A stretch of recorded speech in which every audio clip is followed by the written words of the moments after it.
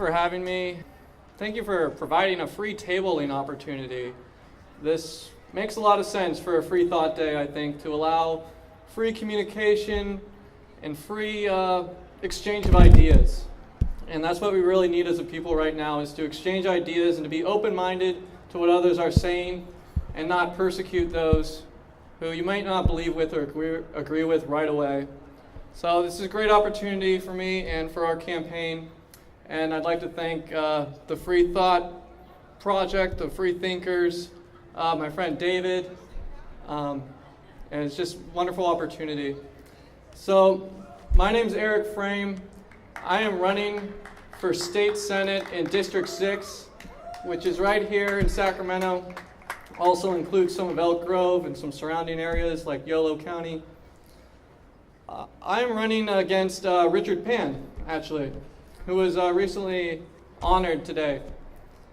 Although Richard Pan has made some stances that are questionable.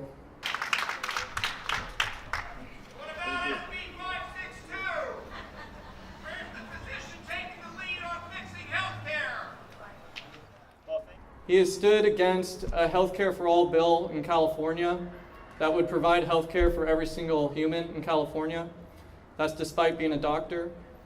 He is in bed with many big oil industries and has stood against fracking regulations that would protect our environment. Enough of the opponent, though. I'm involved in local politics with many friends of mine. I'm an advocate for the homeless population. Sacramento is becoming a hub of homelessness. It has over 14,000 homeless citizens in the county. This is a number that is very large and a number that you won't hear in the mainstream media.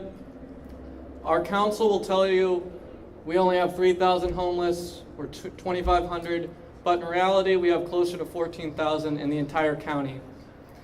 This stat doesn't come out of nowhere. This stat comes from the sheer number of people that signed up for food stamps.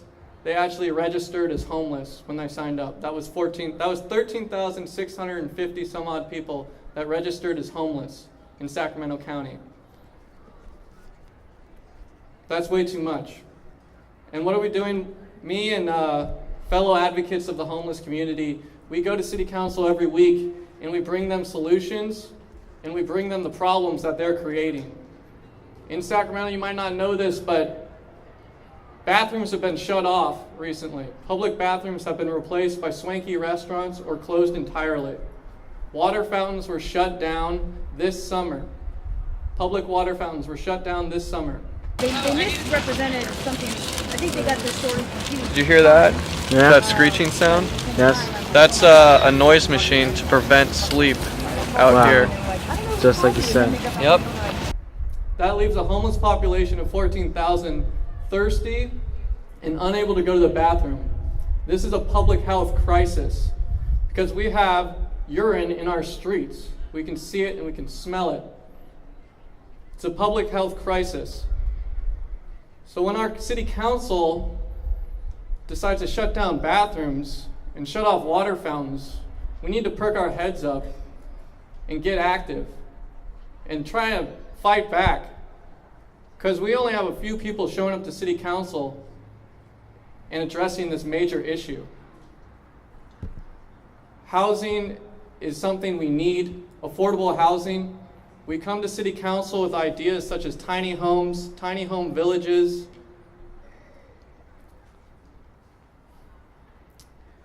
But they ignore us. The city council ignores us.